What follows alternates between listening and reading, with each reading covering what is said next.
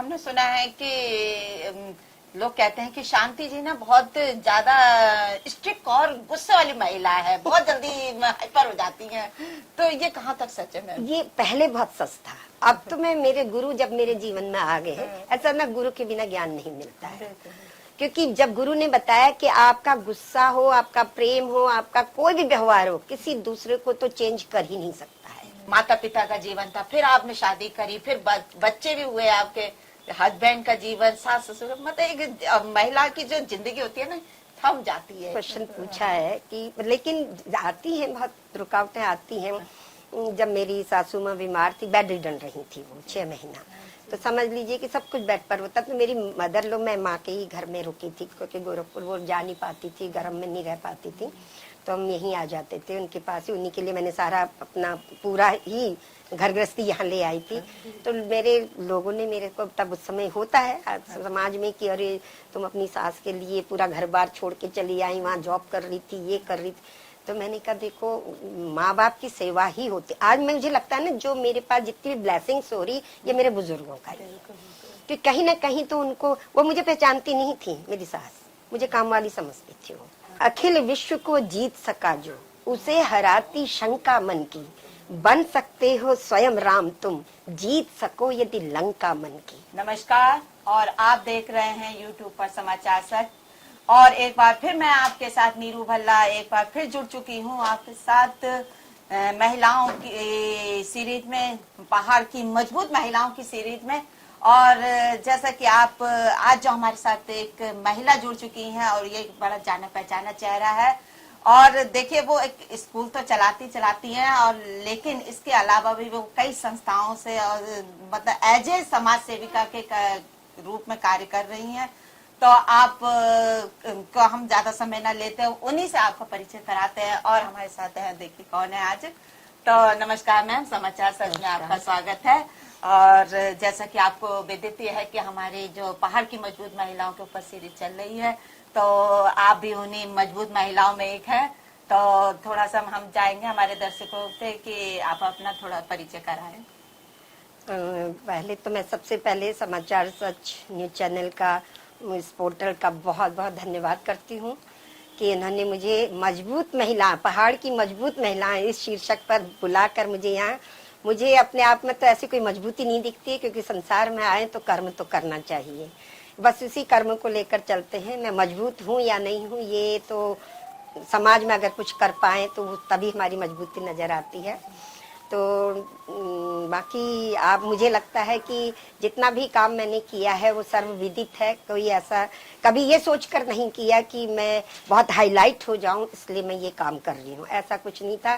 बस कर्म को मैंने, कर्मण्येवाधिकारस्ते मा फलेषु कदाचन, इस को लेकर मैं चलती हूँ और इसी तरह से काम करती हूँ। तो मैम हम जानना चाहेंगे कि आप थोड़ा अपने पृष्ठभूमि और शिक्षा दीक्षा के बारे में बताएं।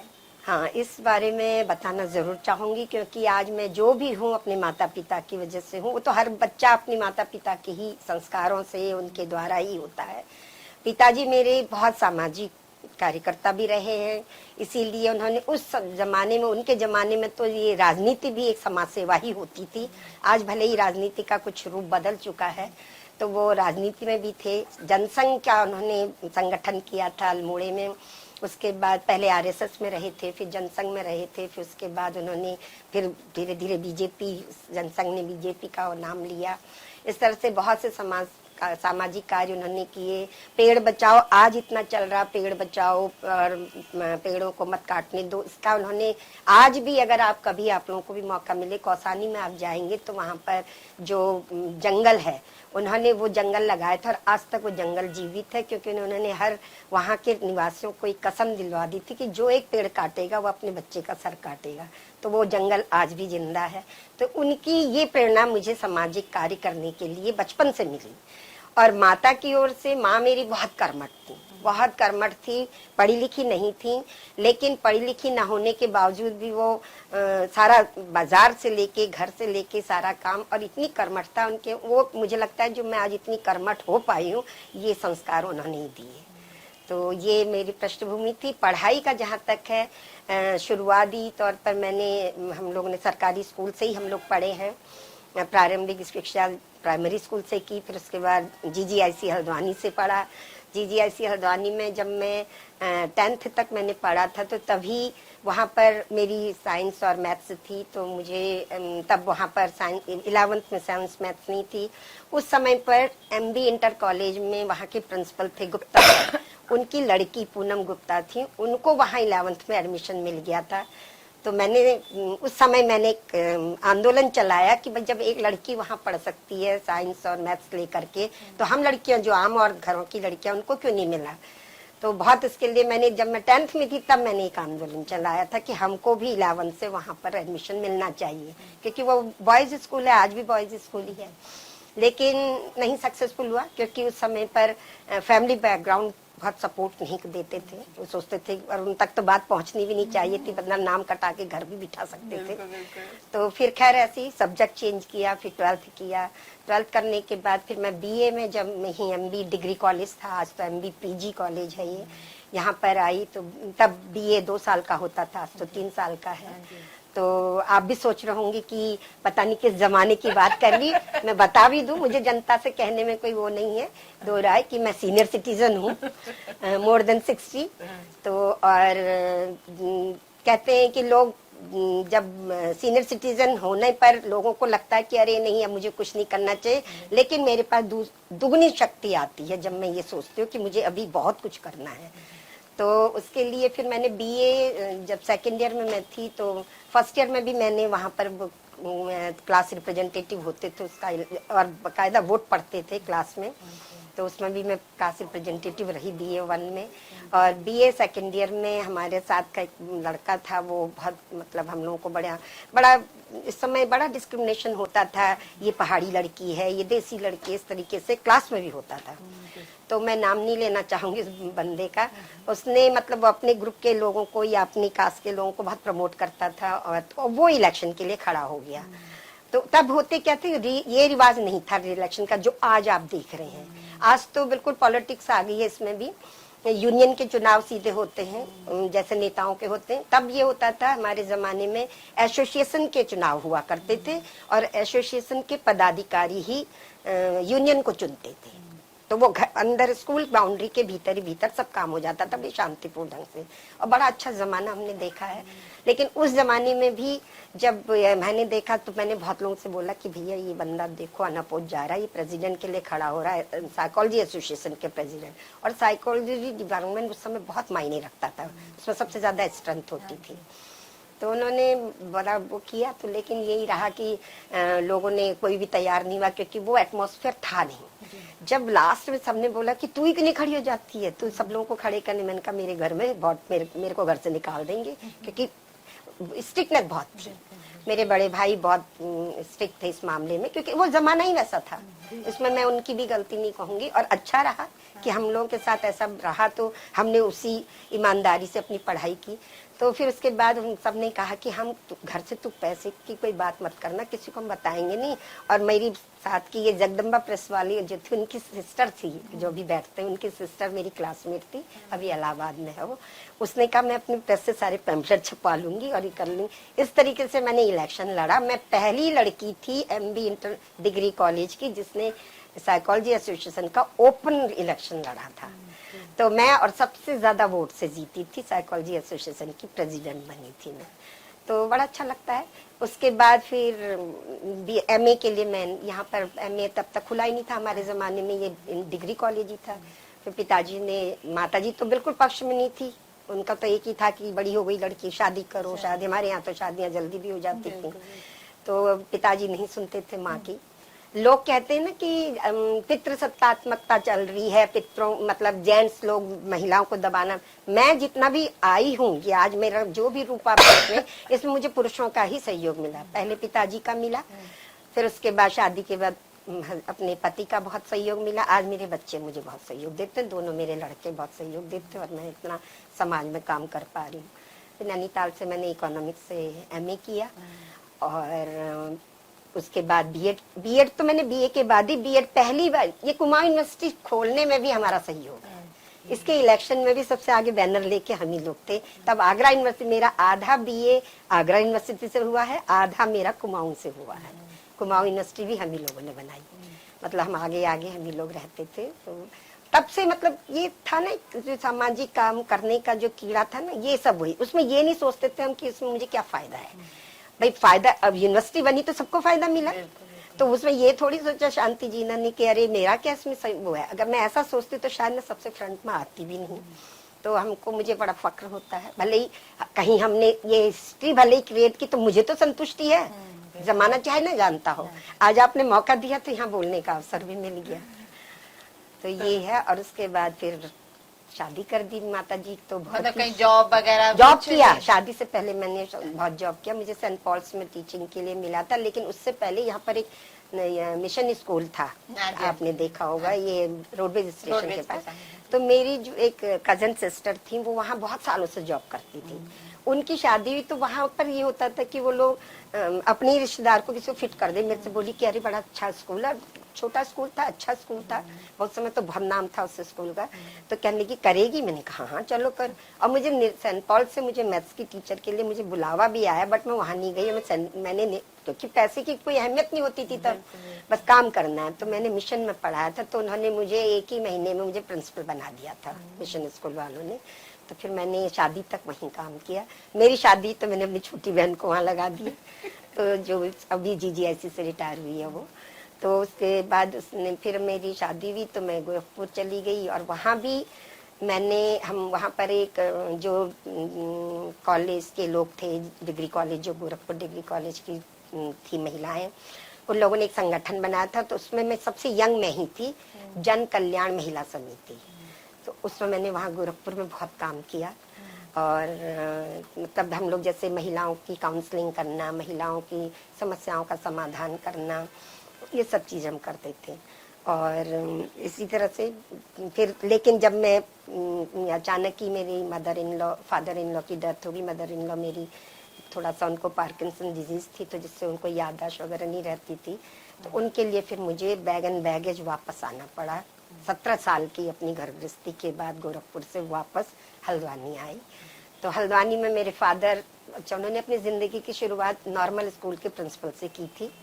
तो उनको बड़ा मन था कि मेरा एक बच्चा कोई स्कूल खोले, बट सब भाई लोग, परिवार, बहनें शादी करके इधर उधर हो गई। छोटी बहन अपना टीचिंग में आ गई और भाई लोग अपना बिजनेस करने लगे, जॉब वॉब में चले गए। तो जब मैं लौट के आई तो मेरे से बोले कि जहाँ मेरा अभी स्कूल चलता है, लिटिल फ्लावर स्कूल, जिसकी मैं प्रधानाचार्या भी हूँ और उसकी मैं ओनर भी कह सकते हैं, और सब काम करती हूँ। जब आया नहीं रहती तो आयागिरी भी करती हूँ सब, क्योंकि अपना अपना ही है। तो फिर ये मेरे पिताजी का ही एक आशीर्वाद था। उन्होंने कहा कि तू खोल इसमें। अब ये मतलब उन्हीं के अंडर में था, ये बिल्डिंग पिताजी की थी। 17 साल के बाद किसके पिताजी ने इतना किया अपनी बच्ची के लिए, तो सारा पहली बार में उन्होंने तो मेरी हिम्मत नहीं हो रही थी उस समय, सच बता रही हूँ। तो मेरे हस्बैंड ने बहुत सपोर्ट किया। उन्होंने कहा 1 साल की मैं छुट्टी लेके तुम्हारे साथ बैठूंगा, पिताजी इतनी बात कर रहे तुम करो। फिर उन्होंने मेरे साथ बैठ के हमने शुरू किया। तो भगवान की दया से चल रहा है। और पिताजी बहुत चाहते थे कि मेरी बच्ची, उनकी एक मतलब उनकी जो इच्छा थी वो पूर्ण की मैंने। और उसके साइड में मैं ये काम करती चली जा रही हूँ। तभी हमने जब स्कूल खोला था, स्कूल खोलने के लिए भी एक संस्था होनी बहुत जरूरी होती है। तो हिल्स वेलफेयर सोसाइटी के अंडर में वो स्कूल चलता है, वो पिताजी ने खोल के मुझे दी, हिल्स वेलफेयर सोसाइटी, जिसमें आजकल मेरा अभी ये जो गरीब महिलाएं हैं, सिलाई का 3-3 महीने का हमारा कार्यक्रम चल रहा है। सिलाई वगैरह का अभी मतलब वर्किंग में है वो।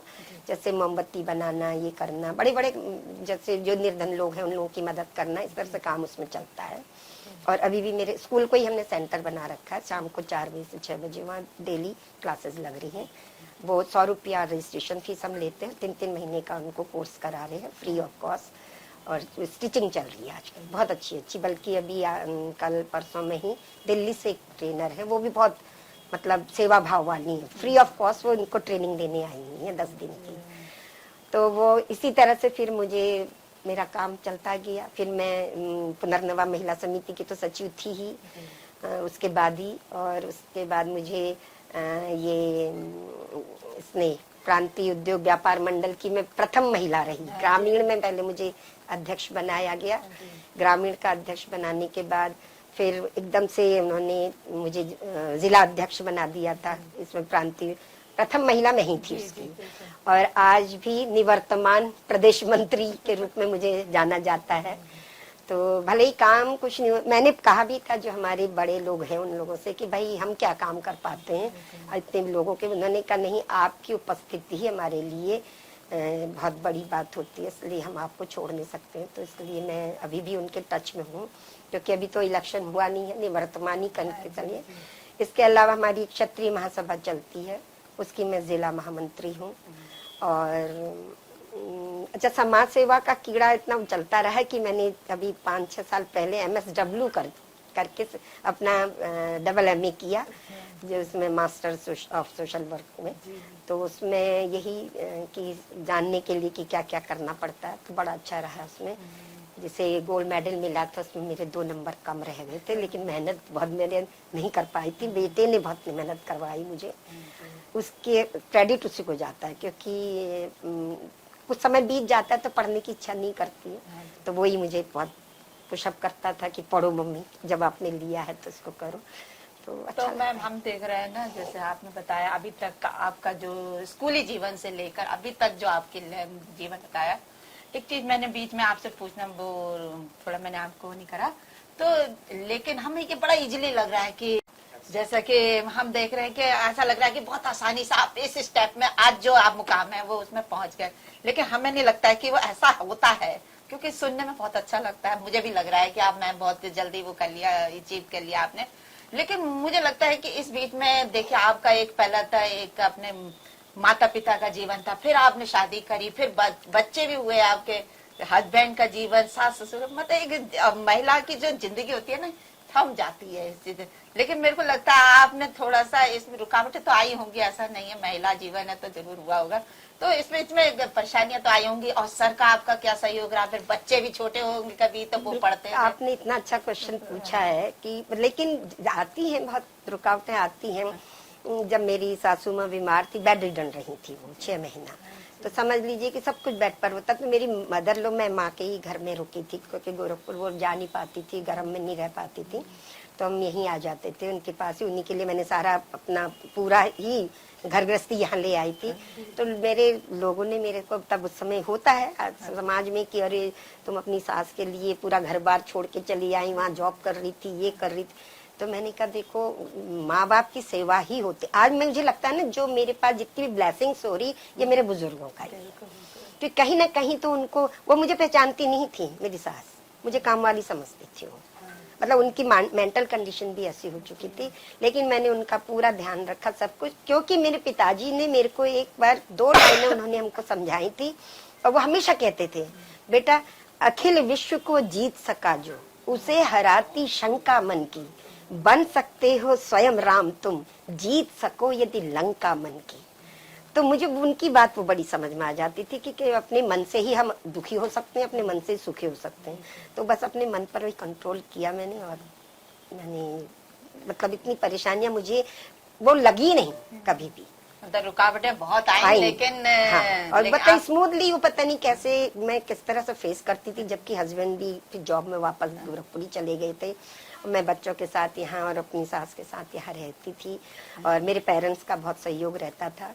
लेकिन फिर पिताजी की वही बात याद आती थी। वो तब तक तो पिताजी मेरे बहुत मतलब ठीक थे, जब तक मेरी सास नहीं। मेरी सास के जाने के बहुत दिनों बाद उनकी मृत्यु हुई।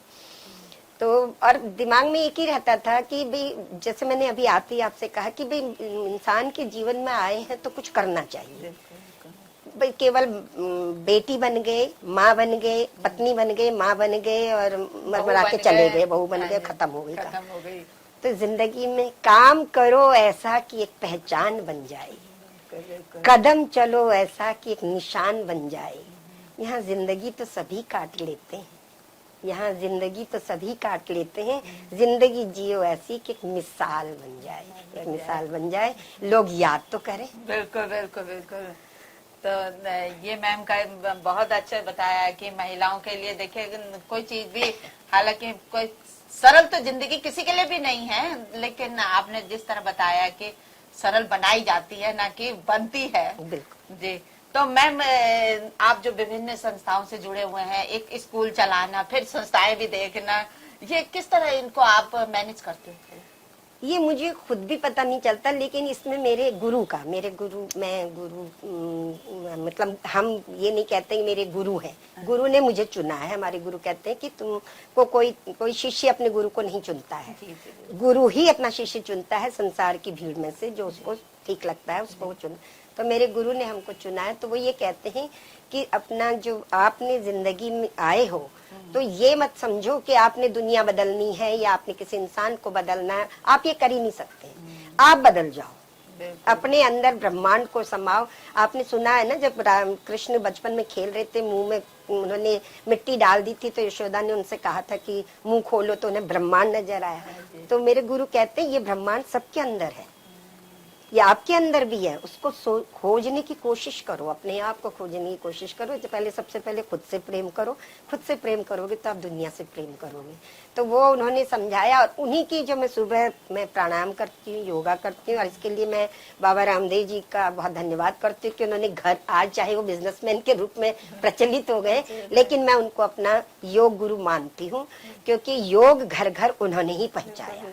तो मैं पूरा अपना 1 घंटा जो है उनका योग करती हूँ, और उसके बीच में अपने गुरु के YouTube चैनल से उनकी बातें सुनती रहती हूँ। वही मुझे दिन भर की पूरी एनर्जी मुझे दे।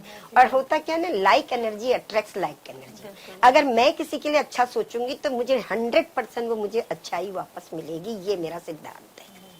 आम बोऊंगी तो आम खाऊंगी। बिल्कुल बिल्कुल। तो मैम जिस तरह अब देखिए ना, स्कूल तो आपका बिजनेस है, कहते हैं जहाँ से अर्निंग होती है आदमी, वहाँ तो ज्यादा रुकावटें नहीं आती, घर वाले भी कुछ नहीं बोलते। लेकिन इसके अलावा अदर्स जो आप एक्टिविटीज करते हो, वहाँ तो कोई पैसे का मतलब नहीं है, बस नेम फेम है जो है। तो इसके लिए घर वाले भी तो काफी कुछ बोलते तो होंगे कुछ। मैं इसके मामले में तो मैं अपने आप को शायद संसार के सबसे सौभाग्यशाली महिला मानती हूँ कि मेरे अब पहले खैर पर हस्बैंड ने तो इतना सहयोग दिया। पिताजी तो चाहते ही थे, उनको बड़ा अच्छा भी लगता था कि मेरी लड़की ऐसा भी कर रही है, ये भी कर रही है, इसका अखबार में भी नाम आ रहा है, ये भी कर, तो उनको पहले भी बहुत अच्छा लगता था। और बाद में हस्बैंड भी, वो बहुत शांत प्रवृत्ति के थे, लेकिन कहीं उन्होंने मुझे, कोई भी काम होता था, अरे आपको वहाँ बुला रखा है, जाओ आप करो। अच्छा, मैं जैसे कहीं जुड़ती भी थी तो पहले परमिशन लेती थी उन लोगों से। भाई अब मैं ये बेटे भी बड़े हो चुके थे, तब शादी तो उनकी अभी हुई है बच्चों की, लेकिन तब बड़े हो चुके, तो मैं उनके सामने भी, हस्बैंड के सामने, कि भाई मेरे को यहाँ से एक ऑफर आया है कि आपने ये इसमें ये पद लेना है। पर देखिए, एक होता है ना कि साथ में काम करना एक है, टीम के साथ, हम संगठन के साथ, बट एक पद की जहाँ होती है वहाँ अहमियत होती है। तो कहते थे अरे करो, क्यों नहीं करती हो। तो मैंने कहा, जैसे हम अभी ये प्रदेश मंत्री के उसमें मैंने 1 हफ्ते तक मैंने कोई जवाब नहीं दिया था अपने प्रदेश अध्यक्ष को कि भाई घर में बातचीत तो करूं, यहाँ से देहरादून जाना आना भी होगा तो कैसे हो। फिर मैंने नहीं दिया उनका। फिर मुझे फोन आया तो मैंने बेटे से पूछा, मैंने कहा भाई ऐसा ऐसा उनका आ रहा। तो मेरे हस्बैंड बोले कि अरे ले जाएंगे ये लोग तुमको, देहरादून ले जाएंगे, लाएंगे, क्यों परेशान होती हो। जबकि ऐसी कोई आई नहीं समस्या। अभी हम लोगों का बद्रीनाथ में बहुत अच्छा सम्मेलन था, तो उसमें यही साथ में ले गए हमको, चलो चलो। इन्होंने बिल्कुल उसके बीच में मेरी निर्धन कन्याओं की शादियां थी हमारी पुनर्नवा की, तो मैंने किसी को डिस्क्लोज नहीं किया। एक लता को, कल्पना को बताया। मैंने कहा जो भी पूछे उनसे कहना अभी आ रही हैं दीदी, अभी आ रही हैं। और इसी तरीके से, और मैं उस समय बद्रीनाथ पहुंच चुकी थी। ये प्रांतीय व्यापार मंडल का कार्य था। जुड़ती हूँ तो अपना 100% देने की पूरी कोशिश करती हूँ। तो मैम, जैसा कि अभी आप प्रांतीय उद्योग व्यापार मंडल से भी जुड़े हुए हैं, लेकिन हमने सुना है कि लोग कहते हैं कि शांति जी ना बहुत ज्यादा स्ट्रिक्ट और गुस्से वाली महिला है, बहुत जल्दी हाइपर हो जाती हैं। तो ये कहाँ तक सच है मैम? ये पहले बहुत सच था। अब तो मैं, मेरे गुरु जब मेरे जीवन में आ गए हैं, ऐसा ना, गुरु के बिना ज्ञान नहीं मिलता है। क्योंकि जब गुरु ने बताया कि आपका गुस्सा हो, आपका प्रेम हो, आपका कोई भी व्यवहार हो, किसी दूसरे को तो चेंज कर ही नहीं सकता है, आप खुद को चेंज करो। तो उस दिन से मैंने सोचा क्यों मैं अपना गुस्सा दे करके अपनी एनर्जी वेस्ट कर रही हूँ, तो इसलिए खुद को चेंज कर लिया। आप खुद को चेंज करो। तो उस दिन से मैंने सोचा क्यों मैं अपना गुस्सा दे करके अपनी एनर्जी वेस्ट कर रही हूँ, तो इसलिए खुद को चेंज कर लिया मैंने। तो अब मैं इतना नहीं करती हूँ। पहले मुझे आता था, मैंने शायद मंच से ही मैंने हर्षवर्धन हमारे मंत्री थे और बहुत मुझे मान देता है, मैं दीदी कहता है, बहुत मेरा सगा है एक तरीके। लेकिन जहाँ पर एक चीज और भी है कि अगर हम किसी पर गुस्सा करते तो अपनापन तो रहता है। जहाँ 4 बर्तन होंगे तो ठकठकाहट तो होगी, खनखनाहट तो होगी, लेकिन उस खनखनाहट को जारी रखना हमारा कर्तव्य नहीं है, उसको रोकने की कोशिश करना है, और वो नहीं है। अगर ऐसा होता तो अभी हाल ही में रामलीला एक हमारा उदाहरण बहुत बड़ा है, आयोजन किया हमने पुनर्नव महिला समिति से, उसमें 70 महिलाओं को कंट्रोल करना और उसकी व्यवस्था को कंट्रोल, क्योंकि हमने ये नहीं सोचा था कि इतना बड़ा ब्लास्टर हो जाएगा ये। हमने तो एक छोटा सा कार्यक्रम लेकर शुरुआत की थी, लेकिन तो उसमें बहुत अपने आप को संभाला। और वो ये कहते हैं ना कि होई सोई जो राम रची राखा, राम ने उसको रचा और फिर हम लोगों ने प्रवेशी नगर की जय सब काजा, हृदय राखी कौशलपुर राजा किया, और रिजल्ट आप लोगों के सामने है। अब शांति जीना अपना नाम प्रूफ करने के मूड में है, शांति जीना। बहुत बढ़िया मैम, बहुत बढ़िया। तो हम मैम चाहेंगे कि आप उन लोगों को ये समाचार सच की तरफ से एक संदेश दीजिए। जिस तरह आपने अपने को एनर्जेटिक रखा हुआ है कि मैं काम कर सकते हैं, कोई काम किसी के लिए मतलब कम नहीं है, कोई किसी से कम नहीं है, तो हम चाहते हैं कि आप उन महिलाओं को एक संदेश दें कि जो आपकी तरह वो भी एनर्जेटिक हो जाए। बिल्कुल बिल्कुल होना चाहिए सबको। लोग कहते हैं कि अरे नहीं, लोगों का एक सिद्धांत होता है तीर्थ यात्रा, अरे जब अभी उम्र नहीं आई, उम्र कब आती है? तीर्थ यात्रा करने का मतलब है आप भगवान के दर्शन करने जा रहे हैं। जब आपकी सारी लायबिलिटीज खत्म होगी तो फिर भगवान से आप क्या मांगेंगे अपनी एज में। और कोई भी सीएम अगर उम्र बढ़ती है तो उम्र बढ़ने के साथ उसका उतना ही ज्ञान भी तो बढ़ना चाहिए। तो उसको आप नेगेटिव वे में क्यों ले जा रहे हैं कि अरे नहीं मेरे हाथ पैर नहीं चल रहे हैं। हमारे गुरु तो कहते हैं कि अपने शरीर को इतना काम दो कि आप भूल जाओ कि आप सीनियर सिटीजन की ओर जा रहे हो। आप अपने आप को यंग में जो हम सोचेंगे मन के सोचे से तो मन के हारे हार है, मन के जीते जीत है। मन से तो सोचना है, और अगर ठान लिए तो फिर ठान लिए। तो उसमें तो फिर अब आए हैं संसार में तो कहना तो चाहिए। और यही कारण होता है शायद इतने लोग सम्मान भी देते हैं। बहुत से आपके समाचार सच से भी मुझे सम्मानित किया गया था। मुझे उत्तर प्रदेश सरकार की ओर से मुझे डॉक्टर रीता बहुगुणा जो उत्तर प्रदेश सरकार में मंत्री रही हैं, उनके द्वारा मुझे उत्तराखंड की श्रेष्ठ समाज सेविका के रूप में मुझे सम्मानित किया गया। हल्द्वानी रत्न का भी मुझे पुरस्कार। अब पुरस्कारों की मैं बात नहीं करती, अब मेरा तो उसमें आम ही आना है। अब मीठा कभी मीठा आएगा, कभी खट्टा आएगा, स्वाद लेके चलना है। तो यही है, इसी कारण से मेरा जो लखनऊ की सेवा संकल्प की उसकी भी मैं वरिष्ठ सदस्य हूँ। लखनऊ की सेवा संकल्प एक संस्था है, बहुत काम करती है वो, कई 3-4 राज्यों में काम करती। तो उन्होंने क्यों चुना फिर मुझे? तो ये पहले का टेम्परामेंट शांति जीना का कुछ और था, अब शांति जीना चाहती है, शांति के साथ ही जीना चाहती है नाम के अकॉर्डिंग। मैम तो अब इतने लंबे सफर में आपके साथ तो कोई आपका यादगार पल? मेरा यादगार पल तो मेरा वैवाहिक जीवन ही था, क्योंकि मेरे हस्बैंड, मुझे लगता है वो भी मेरे लिए मतलब एक वरदान सिद्ध हुए।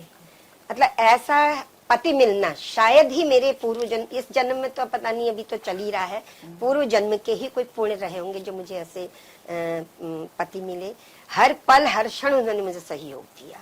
मतलब कभी कोई, मुझे आज तक का याद नहीं आता है कि कभी उन्होंने मुझसे कोई, मतलब जैसे होता है आदमी का टेम्परामेंट होता है, मैं कभी कभी मुझे किसी काम में रात में देर भी हो जाए, कभी उन्होंने ये क्वेश्चन नहीं पुटअप किया तुम इतनी देर से क्यों आ रही हो। और वो मेरे लिए अनुकरणीय थे और मेरे लिए उन्होंने समर्पित रहे। बस मुझे कष्ट ये होता है कि जैसी उनकी मृत्यु हो उसमें मैं उनकी कोई सेवा नहीं कर पाई, क्योंकि कोविड के सेकेंड वेव में उनका जो देहांत हुआ था, इसी मई के 20 मई को। तो वो मुझे बड़ा कष्टप्रद लगता है, लेकिन फिर होनी को कौन टाल सकता है, ऊपर वाले ने शायद क्या सोचा था। और उनके जाने के बाद मुझे फिर ये नहीं रहा कि मैं टूट गई, मुझे उनकी शक्ति भी मुझे मेरे अंदर आ गई। जो उनका शांत स्वभाव था, जो था, मैंने सोचा कि वो मेरे साथ ही तो है। फिर बात वही आ जाती है, मन से सोचना चाहिए, जो मन सोचेगा वही होता है। बहुत बढ़िया मैम। आज हम मैम के जैसे जैसे मैम ने बताया बहुत ही अच्छा लगा हमें। तो अगर आपने अभी तक हमारा चैनल सब्सक्राइब नहीं किया है तो पहले चैनल सब्सक्राइब करिए और हाँ बेल आइकन का बटन दबाना ना भूलिएगा। और एक बार फिर हमारे साथ जुड़े रहिएगा। धन्यवाद।